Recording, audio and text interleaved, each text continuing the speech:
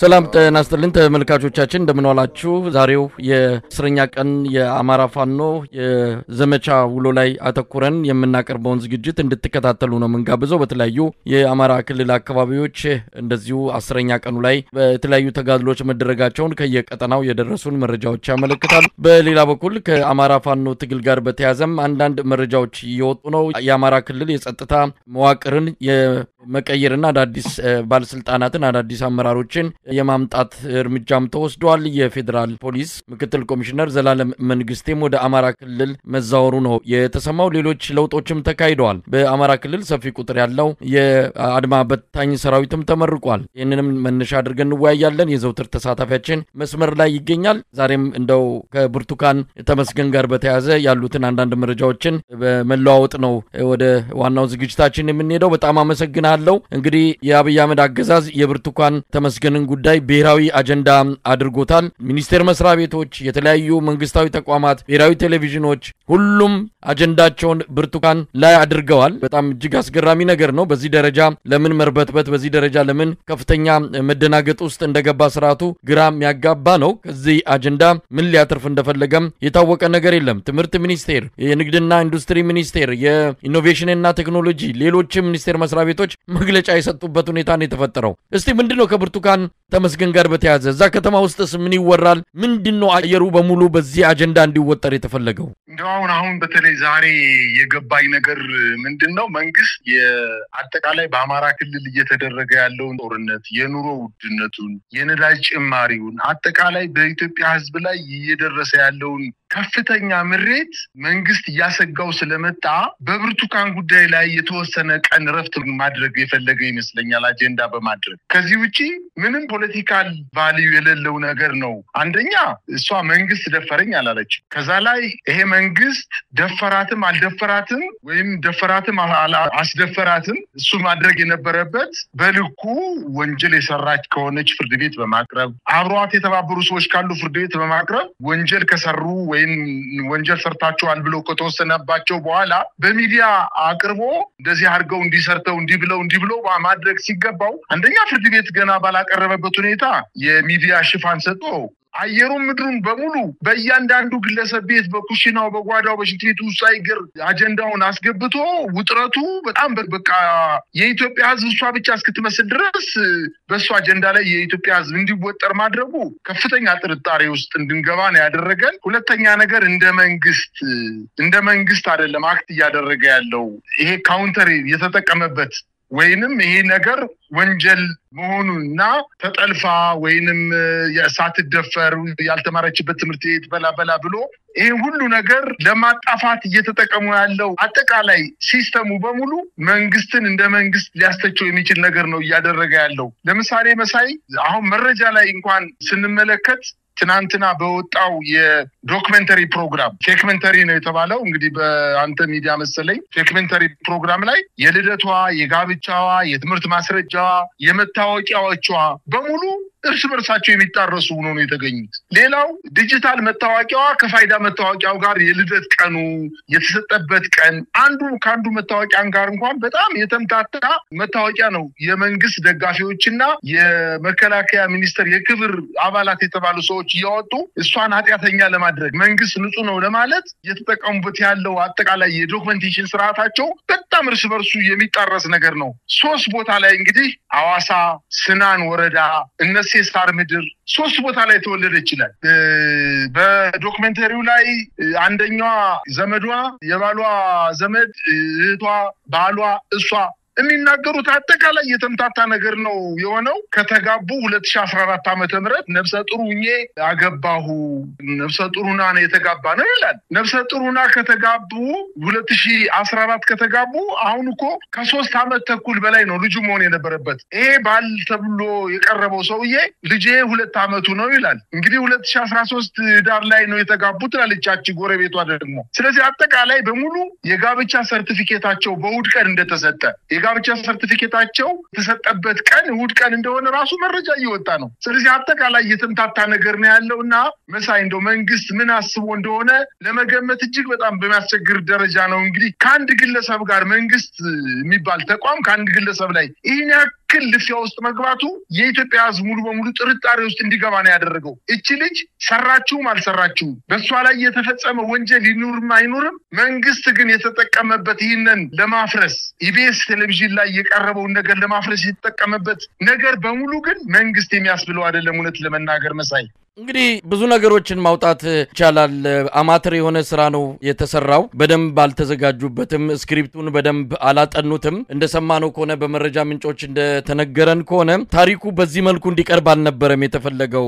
ልጅቱን የፋኖ ጽንፈኞች የአማራ ጽንፈኞች ነው የደፈሩኝ ብላ እንድትተርከው ነበር መጀመሪያ የታሰበው። በኋላ በእኛም በተለያዩ ኃይሎች መረጃው ቀድሞ ስለወጣ ታሪኩ ተቀይሮ ከእንደገና በዚህ መልኩ እንዲያጠኑት እንደተደረገ ነው የሰማነው። ለጸውም ብዙዎችም በቀላሉ እንደተረዱትም የቀረቡት ፎቶግራፎች ለምሳሌ ልጁ አገባዋት የሚላት ልጅ በፎቶግራፍ የምትታየው ብርቱካን እንዳልሆነች በቀላሉ መለየት የሚቻልበት ሁኔታ ነው ያለው። ከሚናገሩት ታሪክ ዓመተ ምህረቶቹ መጣረስ ብዙ ነገሮችን ማንሳት ይቻላል። እዛው ውስጥ መግባት አያስፈልግም።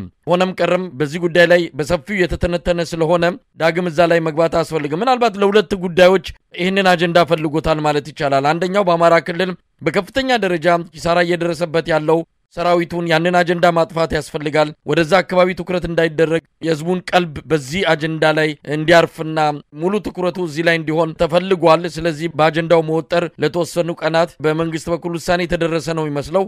ሌላው በኦሮሞ ህዝብ ላይ ጥላቻ አለ የሚል አጀንዳም ከጀርባው እየተቀነቀነ ነው። ይሄ አጀንዳ ደግሞ አብይ አህመድ በቅርቡ ሁለቱን የኦሮሞ የፖለቲካ ድርጅቶችን ከጎኑ ለማሰለፍ ሌሎች የኦሮሞ ኃይሎችንም ከጎን የተሰለፉ ሰሜኖች ተያይዘው እየመጡ ነው የሚል አጀንዳ መዞ ነበር። ግን ኪሳራ ሆነበት። ብዙም ርቀት ሊወስደው ስላልቻለ የኦሮሞን ህዝብ ከጎኑ ሊያሰልፍ የሚችልበት አጀንዳ ሲያፈላልግ ምናልባትም ይህንን እንዳገኘ ነው የሚነገረው። የኦሮሞ ህዝብ ላይ ጥላቻ በሰፊው ተነስቷል የሚል በተለያዩ የኦሮሞ የፖለቲካ ኤሊቶች ሚዲያዎች እየቀረበ ያለ ውንጀላ አለ። ለዛም አብይ አህመድ ይህንን አጠናክሮ የኦሮሞን ህዝብ በሙሉ በጎኑ ማሰለፍ ይፈልጋል። እንግዲህ ይህ አጀንዳ ውጤት ያመጣለት ይሆን ወይስ እንደከዚህ ቀደሞቹ አጀንዳዎች በኪሳራ ይጠናቀቃል? አብረን የምናየው ይሆናል። ለማንኛውም በዚህ ጉዳይ ላይ በለጠ ሞላ እነ መላኩ አለበል ሌሎችም መግለጫ የሰጡበት ሁኔታ እጅግ ያስገርማል። እነ በለጠ ሞላ ወደ 700 ሚሊዮን ብር የሚገመት የህዝብ ገንዘብ በሚኒስቴር መስሪያ ቤታቸው በኩል ጉድለት ተገኝቶበታል። እሱም ብር በተመለከተ ሰፊ ትኩረት የተሰጠው ጉዳይ ሆኗል። ያን ምላሽ መስጠት ሲገባው በዛ በኩል ያለውን ሁኔታ ለሚመለከተው አካል በአስቸኳይ ማሳወቅ ሲገባው ይህንን አጀንዳ ዋና አራጋቢ ሆኖ ነው የመጣው። ለማንኛውም እንደ ማጠቃለያ ይህንን አጀንዳም ለመዝጋት ምንድነው ህዝቡ እያለ ያለው? ከዚህ በኋላ በዚህ አጀንዳ አንድ ቀንስ ማባከን ይገባናል? እነሱ የፈለጉት እንግዲህ ምናልባት መሳይ 1 ወር 2 ወር በዚህ አጀንዳ ላይ ያኘክ አጥንት ወሩረው እሱን ስንግጥ እነሱ መስራት የሚገባቸውን ስራ እንዲሰሩ ነው። እኔ ግን ይሄ በጣም የገረመኝ ለነጻነት እንታገላለን ሲሉ የነበሩ የነጻነት አርበኛንን ሲሉ የኢትዮጵያን ህዝብ ወደ ግማሹን ወደ እስር ቤት ግማሹን በበረሃ ሙቶ የቀሩበትን ትግል ፕሮፌሰር ብርሃኑም ይሁን በለጠ ሞላ የጎባጣ አሽከር ሁሉ ጊዜ ያጎንብሶ ይሄዳል። ምን ቢሉት ጌታዬን ልምሰል ብዬ ነው አለ ይባላል። እነዚህ ሰዎች ጌታቸውን ለመምሰል አለቃቸውን ለመምሰል እሱ መግለጫ ሲያወጣ ያወጣሉ፣ እሱ ሲያዝን ያዝናሉ። የተለመደ ነገር እየሆነ ነው የመጣው። በተለይ ደግሞ በእነሱ አያምርም ነበረ። የብአዴን አባላት ወይም የኦህዴድ አባላት ነባር የኢህአዴግ አባላት የነበሩ ሰዎች ይህን መግለጫ ቢያወጡ ምንም ችግር አልነበረውም። ግን የአማራ ክልል 9 ሚሊዮን ትምህርት አቁሞ በበረሃ በየትምህርት ቤቱ እየተገደለ ትምህርት ቤቶች እንጨት፣ የትምህርት ቤት ወንበርና ጠረጴዛ፣ የትምህርት ቤት ላይብረሪ መጽሐፍቶች መከላከያ ገብቶ እሳት እያነደደ ሲሞቃቸው ምግብ ሲያበስልባቸው ትምህርት ቤቶችን በቦምብ ሲደበድብ ተማሪዎች ህፃናት ተማሪዎች በቁን ሲመቱ ቀጥታ የሚመለከተው የትምህርት ሚኒስቴር ትንፍሽ ሳይል ዛሬ አንዲት ተማሪ ወጣ ዋሽታለችና ትምህርት ዩኒቨርሲቲዎቻችን ስማቸው ጠፍቷል ብሎ መግለጫ መስጠቱ ነገ በታሪክ የሚጠየቅ ይሆናል። በጣም የሚያስተዛዝብ አንጀታችንን የቆረጠው ነገር ነው። ምናልባትም በበረሃ ከሱ ጋር ሲታገሉ የነበሩ ሰዎች በዚህ ሰዓት ምን ስሜት ሊሰማቸው እንደሚችል ምናልባት እነሱ ሰዎች ፈልገው ብጠይቃቸው በጣም ማወቅ የምፈልገው ነገር ነው። የአማራ ትምህርት ቤት አብዛኛው ትምህርት ቤት ተቋርጧል። አብዛኛው ትምህርት ቤት መሰረታዊ ልማቶች ወንበሩ፣ ጠረጴዛው፣ ሰሌዳው አጠቃላይ የላቦራቶሪና የላይብረሪ መጽሐፎች ተዘርፈው በመከላከያ ተቃጥለው በድሮን ተመተው የመከላከያ ካምፕ ነው ምሽጉ ነው ባሉበት ሰዓት ምንም ያልተናገረ ትምህርት ሚኒስቴር ተብየው ዛሬ በጣም ነው የሚያሳዝነው። ብቻ ስሜታዊ መሆን ስለማልፈልግ ይህን ነገር መዝጋት አለብን። ነገር ግን አጎንብሶ እንደጌታው ይሄዳል። በመጨረሻ በማምሻ እድሜው ከቤተሰቦቹ ጋር ቁጭ ብሎ ልጆቹን መልካም ነገር ማስተማር በሚገባው ሰዓት ለልጆቹና ለልጆቹ መጥፎ ነገር እያስተማረ ለራሱ ልጆች እንኳን ማፈሪያ የሚሆን ስራ እየሰራ ማለፉ በጣም ነው የሚያሳዝነው። መሳይ ይሄን ያለው ሌላው መንግስት ዛሬ የኢቢኤስ ባለቤትን ከአሜሪካ ወደ አዲስ አበባ እንደገቡ አቶ የማነንና ወይዘሮ ማክዳ የኢቢኤስ ባለቤትን አስገድዶ በቴሌቪዥን ጣቢያው ይቅርታን እንዲጠይቁ አድርጓል። እንዲሁም 5 ሰዎችን ብርቱካንን ጨምሮ 5 ሰዎችን በፍርድ አቅርቦ 15 ቀን ጊዜ ቀጠሮ ተጠይቋል። እንግዲህ ልጅቱ አይዞሽ ተብላ በሚዲያ ጣቢያ ቀርባ ተለቀቃለች ተብላ እስኪመስል ድረስ በኮንፊደንስ ስትናገር የነበረ እንግዲህ ምን አድርገዋት እንደሆነ ምን እሷ ድራማ ሰራው ነው የምትለው ነገር ግን የደረሰባትን በደል ደግሞ እኛ ጥርጣሬዋለን ከፍተኛ በደል ተፈጽሞባታል ብለን ነው ምንል። እንግዲህ 2 በደል እየተፈጸመባት ነው። ተገዳ ተደፍራ አይኑ የሚያመው ልጅ ወልዳ በበረሃ በጫካ ውስጥ ራቁቷን ከአንድ ዓመት ከምናምን በላይ ቆይታ አሁን መጣ ደግሞ እውነትን ስለተናገረች ደግሞ ፍርድ ቤት መቅረቧ እንግዲህ 2 በደል ነው እየተፈጸመባት ያለው። መሳይ በጣም የሚያሳዝን ነገር ነው እየተፈጸረ ያለው። ነገር ግን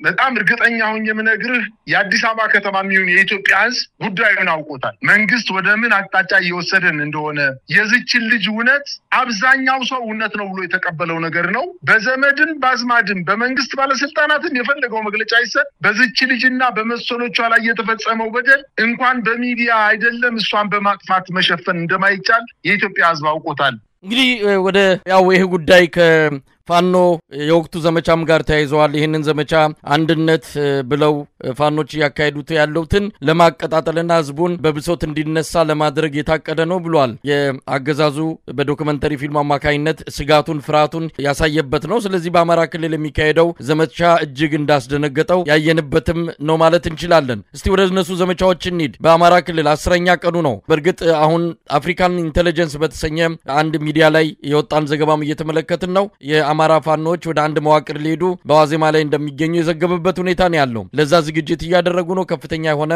አንድነት ስራ ላይ እንዳሉም ነው የሰማነው። ከውጊያ አንጻር 10ኛ ቀን ላይ ናቸው ያሉት። ትላንት ዛሬ በበርካታ አካባቢዎች ውጊያ ተካሂዷል። እስቲ ዋና ዋናዎቹን መረጃዎች ብታካፍልን። አመሰግናለሁ።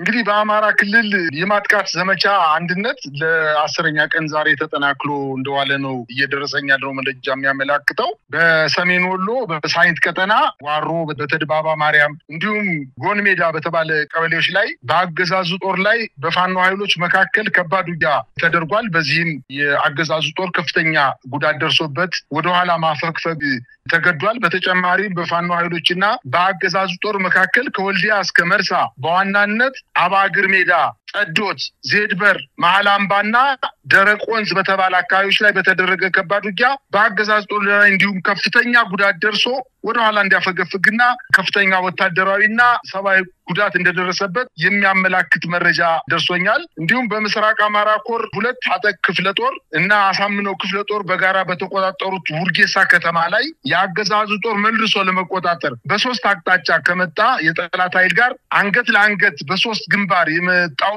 ወፈሰማይ ጦር በመተናነቅ አሳፍረው መልሰውታል። በሌላ ግንባር ታጠቅ ክፍለ ጦር ዛሬ ከጠዋቱ እስከ ምሽት በዘለቀው ውጊያ በቡሆሮ አቦ ማርያም በመነኩሳና አወጋር ሜዳ በተባለ ቦታዎች ላይ የፋኖ ኃይሎች ታላቅ ድል ተጎናጽፈዋል። ሽንፈቱን መቋቋም ያቃተው የጠላት ጦር በንጹሃን ላይ በቀል እየፈጸመ እንደሚገኝ ታውቋል። ልጅ ኢያሱ ኮር ራስ አሊ ክፍለ ጦር መሃል አምባና ውርጌሳ ላይ ላለው ከባድ ውጊያ የጠላት ኃይል ተጨማሪ አጋዥ ከውጫሌ እንዳያገኝ በማድረግ ከፍተኛ ስራ ሰርቷል። በምስራቅ አማራ ኮር ባለሽሩጡ ክፍለ ጦርም እንደዚሁ ሀብሩ ወረዳ ከወልዲያ ደሴ መስመር ጥቁር አስፋልት በሊብሶና መሃል አምባ ቀጠና ላይ ከባድ ትንቅንቅ ሲያደርጉ ውለዋል። እንዲሁም በደቡብ ጎንደር ከጉና ተራሮች ምስራቃዊ አቅጣጫ በስማዳና ላይጋይንት አካባቢ ከፍተኛ ውጊያ ሲካሄድ መዋሉ ታውቋል። የመንግስት ኃይሎች በሶስት አቅጣጫ ማለትም ከሰዴ ሙጃ ከስማዳና ከንፋስ መውጫ ወደ ወለላ ባህር ተንቀሳቅሰው የነበረ ቢሆንም የአማራ ፋኖ አንድነት በጎንደር ዋንታባተ ተወርዋሪ ክፍለ ጦርና የአማራ ፋኖ ጠቅላይ ግዛትስ 206ኛ ኮር በጋራ በወሰዱት የመልሶ ማጥቃት በተለይ የደገዛ ከተባለ ቀበሌ ላይ ብቻ በርካታ ያገዛዝ ጦር ሲደመሰስ 18ቱ ተማርከዋል። አንድ ስናይፐርን ጨምሮ 25 ክላሽ ሲማረክ 2 የጠላት መኪና የሎጂስቲክስ ተሸክሞ የነበረ መኪና እንዲቃጠል ተደርጓል። የአገዛዙ ጦር አስክሬን በገበሬ ማሳ ላይ ጥሎ መሸሹም እንዲሁ ታውቋል። እንደዚሁም ከአምባ ጊዮርጊስ በቅርብ ርቀት ላይ የምትገኝ ገደብዬ ከተማ ከከባድ ትንቅንቅ በኋላ የፋኖ ኃይሎች ከተማዋን እንደተቆጣጠሩ ታውቋል። ይህ በእንዲህ እንዳለ በሰሜን ምዕራብ ጎንደር ቀጠና የጠገዴ ወረዳ ዋና ከተማ በሆነችው ቀራቅር ከተማ ላይ የአማራ ፋኖ አንድነት በጎንደር የጎቤ መልኬ ክፍለ ጦር በጠራ ብርጌድ ቁጥጥር ስር ገብታለች። በዚህ ግንባር በተደረገ ከባድ ትንቅንቅ በከተማዋ ሰፍሮ የነበረው የአብይ ጦር ላይ ከፍተኛ ቁጥር ያለው የጠላት ኃይል ሲደመሰስ ከሽንፈቱ በኋላ የጠላት ኃይል ወደ ከተማዋ ተበታትኖ በመሸሸት በየግለሰብ ቤት ቢደበቅም ወደ ከተማዋ ዘልቆ የገባው የፋኖ ኃይል ከየቤቱ ለቅሞ ወደ ምሽጋቸው ወስደዋቸዋል። በጎጃም ከጎንጅን ቆለላ እስከ ዋሸራ ማርያም በሚያካልል ሰፊ የውጊያ ቀጠና ሲካሄድ በሰነበተው ከፍተኛ ትንቅንቅ የአገዛዙ ጥምር ጦር ከፍተኛ ጉዳት አስተናግዶ ዛሬ በሽንፈት አካባቢው ለፋኖ ኃይሎች አስረክሞ መውጣቱ ታውቋል። በተጨማሪም በምስራቅ ጎጃም ሸበል በረንታ ወረዳ ኮሬ ቀበሌ ላይ በተደረገ ከባድ ትንቅንቅ የአብይ አህመድ ጦር ከባድ ጉዳት አስተናግዶ ወደ ኋላ ማፈግፈጉን ለማወቅ ተችሏል። እንግዲህ የአውደ ውጊያ ውሎችን መረጃዎችን በተመለከተ ነው ባጭሩ የቀረበው። በነገራችን ላይ በአማራ ክልል አንዳንድ እንቅስቃሴዎች በአገዛዙ በኩል እየተደረጉ ነው። ከፍተኛ ቁጥር ያለው የአድማ በታኝ ሰራዊት ፖሊስ በማስመረቅ ረገድ ሰሞኑን ሰፊ ንቅናቄ መፍጠራቸውን በሚቆጣጠሩት ሚዲያ ሲገልጹ ነበረ። ከዛ ባሻገርም የጸጥታ መዋቅሩ ላይ ለውጥ እያደረጉ እንዳለን የሰማነው የፌዴራል ፖሊስ ምክትል ኮሚሽነር ዘላለም መንግስቴን ወደ አማራ ክልል በማዛወር የአማራ ክልል ፖሊስ ኮሚሽነር አድርገውታል። ሌሎችም የጸጥታ መዋቅር የሚሊሻ ጽፈት ቤት ኃላፊ የልዩ ኃይል እንደዚሁም አመራሮች ተቀይረዋል። የዘላለም መንግስቴ ከፌዴራል መንግስት ወደ ክልል ምናልባት ሽረት ወይም ደግሞ ከደረጃ በታች ዝቅ ተደርጎ ነው ወይስ ለልዩ ተልኮ ለአማራ ክልል በሚል ወደዛ ተመድቦ ይሁን የሚታወቅ ነገር የለም። በአጠቃላይ በአማራ ክልል አገዛዙ አንዳንድ ለውጦችን ለማድረግ የተንቀሳቀሰ ነው። እንደው ምን ማለት ይቻላል? ምን እየሆነ ነው? እንግዲህ መከራው እየመጣባቸው ይመስለኛል። መሳይ እየጠነከረ የፋኖ ኃይል እየተደራጀ እየጠነከረ አንድነቱ እየበረታ በመሳሪያ ብዛትም በሰው ኃይል ብዛትም እንዲሁም በልበ ሙሉነትም በውጊያ ተሞክሮም ከፍተኛ ድል እየተጎናጸፈ እረፍት የነሳቸው በመሆኑና የበላይ አለቆቹ ከዚህ በፊት በተደረጉ ውጊያዎች ሲዋሿቸው የነበሩ የክልሉ አመራሮች እናጠፋቸዋለን በሳምንት ለኔ ተውት ሲል የነበረው ደሳለኝ ጣሰው ዛሬ ከስልጣን ወርዶ በሌላ ዶክተር እሸቱ የሱፍ በሚባል ሰው ተተክቷል። ይሄ የሰላምና ጸጥታ ቢሮ ኃላፊ ምንም የክልሉን ነባራዊ ሁኔታ የማይገነዘብ ጭራሽ የአማራን ህዝብ ላይ ከፍተኛ ጥላቻ ያለው የአማራ ህዝብ ያልቅና ራሱን ወደ ኦሮሞማ ስርዓት ራሱን ቀይሮ የአብይ ሎሌ መሆን የፈለገ እስኪመስል ድረስ ከፍተኛ ጥላቻ የነበረው ሰው ነው። እንግዲህ ህዝቡን አስጨፍጭፎ 2 ዓመት ሙሉ አስደብድቦ እንደ ተላመጠ ሸንኮራ አገዳ አውጣው ጥለውታልኝ። ይሄ በጣም የሚያሳፍር ነው። የሚያሳፍር ስራ ነው ሰርቶ የወረደው። ተከታዮቹም እንዲሁ ከሱ የነበሩ የፖሊስ ቢሮ ኃላፊው ደጀኔ ልመንህን አንስተው ዘላለም መንግስቴን ተክተውታል። አማራ ክልል የሚገርም ነገር መሳይ ከዚህ በፊትም የነበረው ፖሊስ ኮሚሽነር ከፌደራል ፖሊስ ኮሚሽን ምክትል ኮሚሽነር የነበረ የወንጀል መከላከል ኃላፊ የነበረ ሰው ነው ለቆ ሂዶ እዛ የአማራ ክልል ፖሊስ ኮሚሽን ሆኖ የነበረው። እሱ 2 ዓመት ከሰራ በኋላ ነው ለቆ እንደገና አማራ ባንክ ላይ የጸጥታ ዘርፍ ኃላፊ ሆኖ አዲስ አበባ ተመልሶ መጥቷል። አሁን እነዚህ ሰዎች ምናልባት ይህ ድል ነው ሊገጥማቸው የሚችለው። ወደ ሲቪል ተቋማት ሂደው ተዋርደው የአማራን ሕዝብ ያስፈጁ እየተባሉ አንገታቸውን ደፍተው እድሜ ልካቸው እነሱ ብቻ ሳይሆኑ የነሱ ቤተሰቦች ልጆቻቸው ሚስቶቻቸው የሚያፍሩበትን ስራ ሰርተው አሁን ደግሞ በአብይ ስራቸውን ጨርሳቸዋልና ከእንግዲህ በኋላ አታስፈልጉኝም ብሎ አሽከላ ብሎ ሲጥላቸው ምንም ምፍረት እንኳን የማይሰማቸው ናቸው። ሌላው የሚኒሻ ጽሕፈት ቤት ኃላፊ የነበረው ኮሎኔል በአምላኩ አባይነህ ይባላል።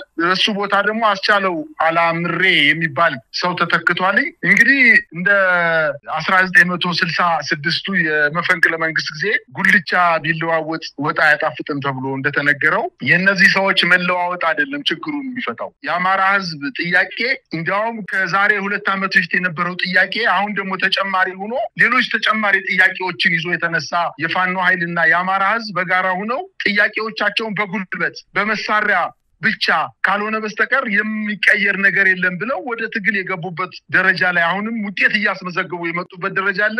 በዚህ 10 ቀን ውስጥ ከመጋቢት 10 ጀምሮ እስከ ዛሬ ድረስ ያደረጉት ውጊያ መሳይ የሙከራ ውጊያ ነው። ምናልባትም አሁን ለሚፈጥሩት ውህደትና አንድነት ህዝባቸው ትኩረት ሰጥቷቸው በውጊያ መግባት እና ጅማሯቸውን በውጊያ በተወሰነ የውጊያ ተሞክሯቸውን አሳይተው ስብሰባቸውን ጨርሰዋል። 99% ውህደታቸውን ጨርሰዋል፣ አጠናቀዋል እኔ እንደደረሰ መረጃ ከሆነ። ስለዚህ በቅርብ ቀናት ውስጥ በቅርብ ሳምንት አይደለም በቅርብ ቀናት ውስጥ ውህደታቸውን ለአማራ ህዝብ የሚሆን እንዲሁ ለኢትዮጵያ ህዝብ ያሳውቃሉ።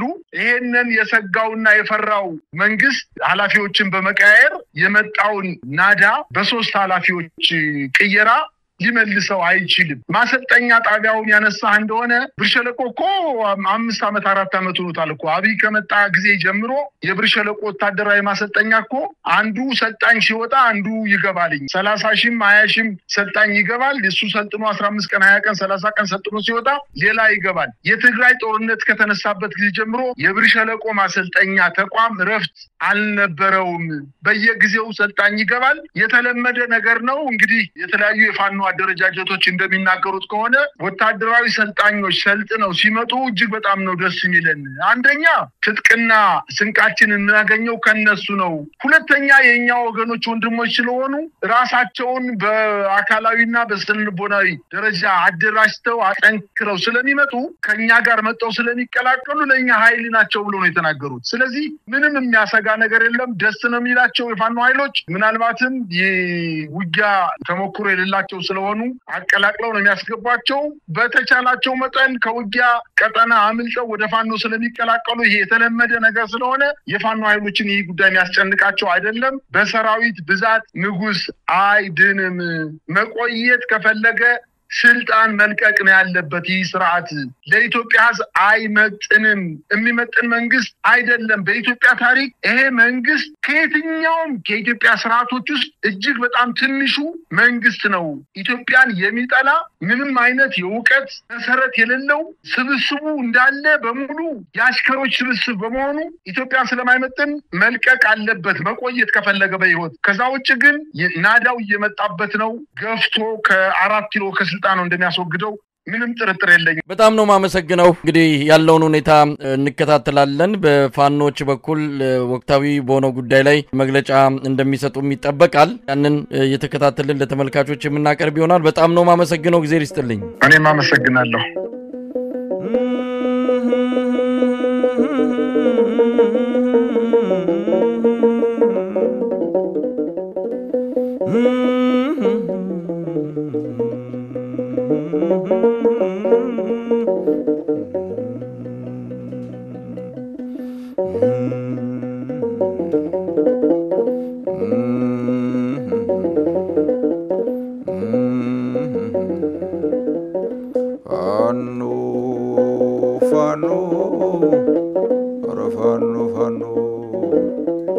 Teksu sinagu